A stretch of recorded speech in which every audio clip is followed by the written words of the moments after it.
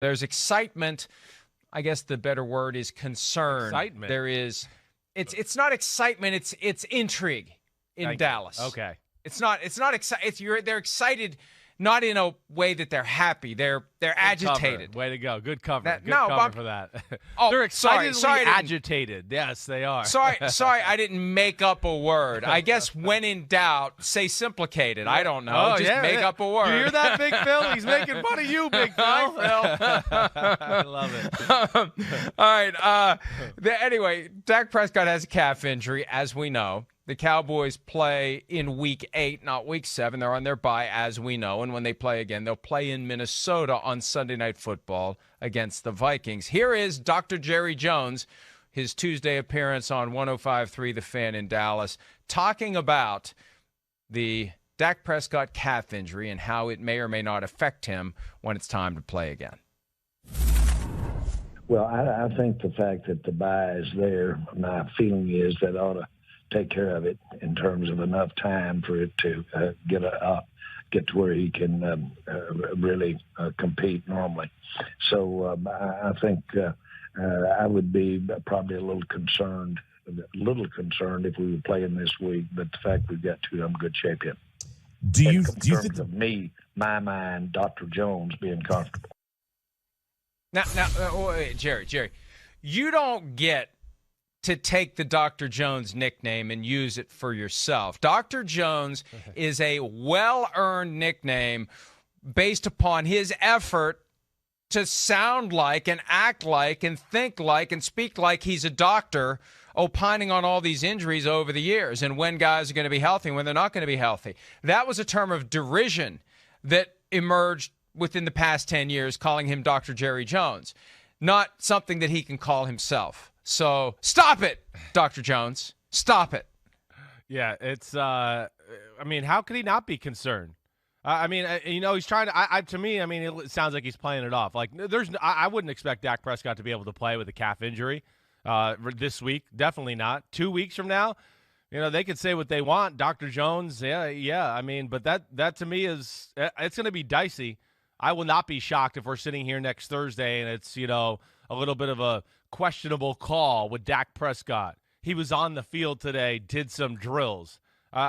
Just my experience around that injury, having that injury myself once before, just knowing that, like you talked about yesterday, it's not going to go away easily. It's just it doesn't. It's in a spot where, so much of the power and the movement of what you do hinges on the ability to be able to push off with that calf muscle. And, we got into the quarterback play and all that stuff yesterday too, especially with it being his right leg, his back leg, the one you do push up in the pocket, the one that does start a lot of the movements. So, again, I'm not concerned long-term or anything like that, but your Vikings football team the week after the bye, they might have a chance to catch a break here and maybe not have 100% Dak or maybe not have him at all. I'm going to be interested to see where it goes. Well, and, if they don't have Dak, it's Cooper Rush or Will Grier. Yeah. Or somebody they would add. Not that they're going to add anybody because I think they already would have by now. We're into Wednesday. You make your moves Monday or Tuesday if you think you're going to need somebody. I thought they were being extremely coy in the immediate aftermath of the injury to the extent that they were looking around for help and they didn't want to admit to either the agents of available free agents or to the teams out there that may have someone they would want to try to trade for, that they're desperate. Because if you admit that you're desperate, if you let it be known that you're desperate, they start putting their thumbs on the scale and the rest of their hands, and they press down. They know that the team that is looking for help at the position really, really needs the help, so the price goes up. That's just the way it is. But that hasn't come to fruition. If they did try to look for somebody, they haven't found anybody. They haven't signed anybody, so it would be Cooper Rush.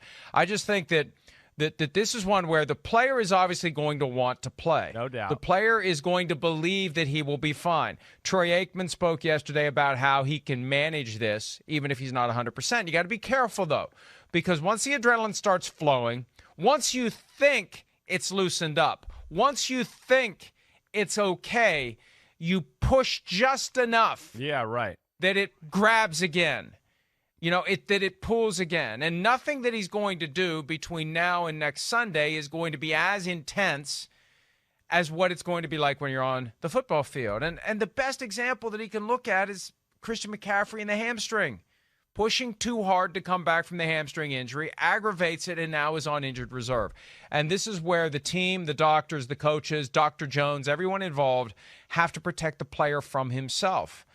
If this is something that indeed is going to take some time. But when we played the Mike McCarthy clip on PFTPM on Monday, right, and he pauses and looks down between the word hamstring and strain, I think even that Jerry, this is I worse felt like he was bumbling than they're letting there. us believe. Yeah. It kind of always. Well, I don't know. mind. That to me was a little more than normal. Like a little bit like I feel like Jerry, like when you get incidences like this, he's usually like, oh, he'll be fine. He'll be good. Yeah, well, you'll see him there. No problem. We're not worried. Like he's very confident and kind of just like squashes it. There was a lot of hemming and hawing and, bumbling over your words. And Mike, you're right. I mean, that's where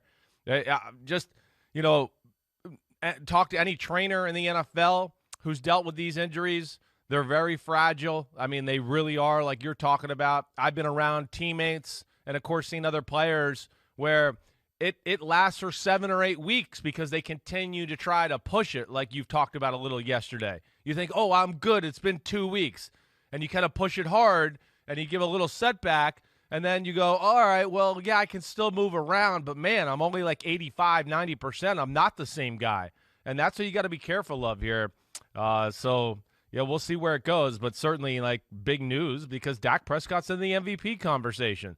The Dallas Cowboys are maybe their offense is maybe in the conversation for the greatest unit in football right now. I mean, they're almost an unstoppable force, and to not have Dak Prescott would certainly, hurt that force for sure.